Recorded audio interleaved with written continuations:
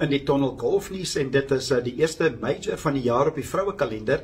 Dit is een van die 5 grootes. Daar's 5 majors in die jaar vir die vroue, 4 vir die mans en dit is die eerste ene was die Chevron kampioenskap wat daar in Texas gespeel is. Die wenner is van Japan.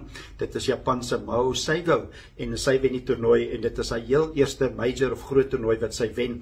Sy het in 'n uitspel gespeel teen 5 of 4 ander spelers. Daar was 5 van hulle wat geëindig het op 7 onder baansyfer en sy wen die uitspelpytjie met 'n voeltjie op die 18de. En dit is dan die kampioen van die Chevron kampioenskap vir 2025 Mao Seigo van Japan.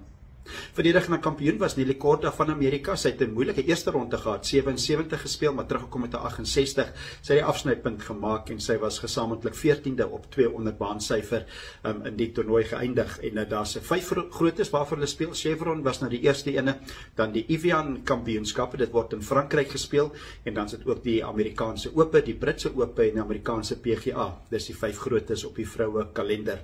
Op die wêreldranglys steeds Nelly Korda wat nommer 1 is op die wêreld ranglys en Suid-Afrikaners op die ranglys is bietjie laer af. Ashley Buhai 56ste op die ranglys en dan 90ste is Cassandra Alexander ook van Suid-Afrika, die beste vir Suidelike Afrika. Dit is golfnuus op in die Tonnel.